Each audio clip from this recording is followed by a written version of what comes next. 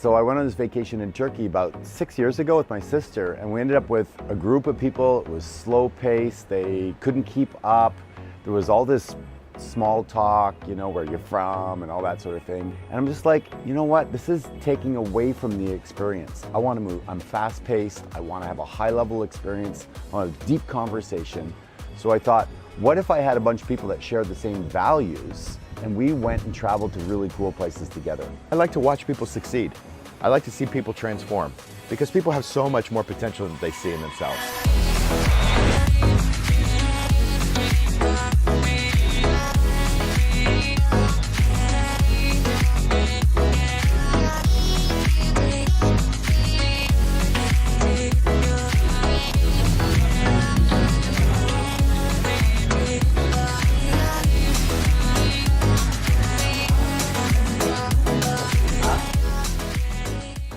I made actually a really fast decision to get into M1. Everything else that I was doing was such small micro doses of content or experience or event or whatever, which was great. But I would go to the event, I'd have this high, and then you come out and you slowly coast down. Then you go and you're constantly doing this. So the idea to go into something that was a year long of continual, consistent, a few times a week content, exercises, people, speakers at the price point, I immediately was like, oh, that's a no-brainer. And I went for it, and that was one of the best decisions in my life. I took my experience of working with Tony Robbins and his platinum partners, and I said, okay, take a little bit here, a little bit there, a little bit here, a little bit there. And when I started to put them all together, there seemed to be like a magnet. People went, well, that's cool. Selfishly, I want my family of badasses. So I come here, I feel great. I feel like I matter. I feel like I'm making a difference. I get high-minded conversations. I get to contribute to people's success. And I say to people, I don't want, you know, your membership or your money. What I want is your success story. I want you to come back to me 6 months from now, 12 months from now and say, you know what?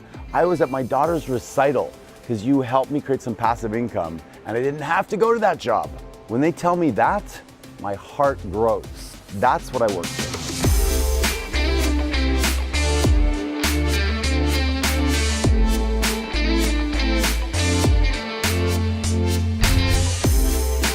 Coming up.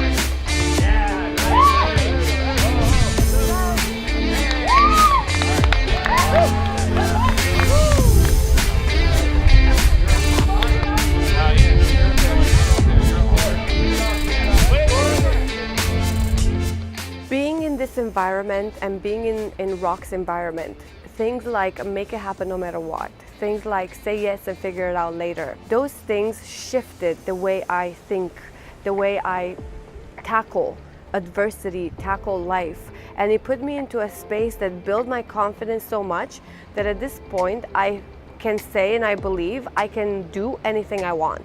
You know, I'd be in touch with other influential people that were great. We'd connect once every few months, but it wasn't like they were supporting me and I wasn't really supporting them. So how do I get around those people?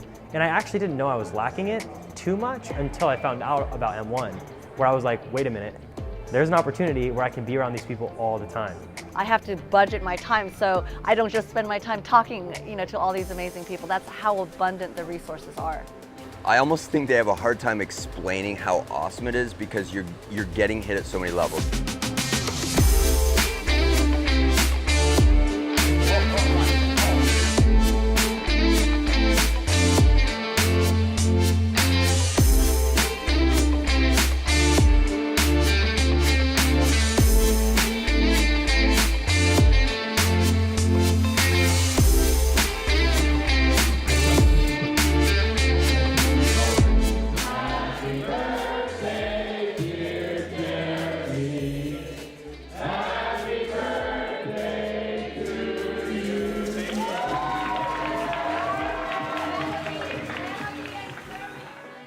And just the other day, Nick was doing a presentation. I was sitting in the audience like a proud father.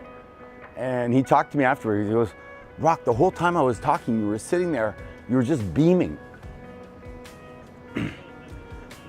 And I guess it was like I was my father and he was me. And I was so proud of him. He was integrating everything I had directed him to, the resources, not just me, but different mentors and teachers and public speaking courses and meditations. And he integrated it all and delivered it in a succinct piece. And I just watched him grow into the version he wanted to grow into, that he decided, but I assisted. And so that was a moment for me. It was a really beautiful moment.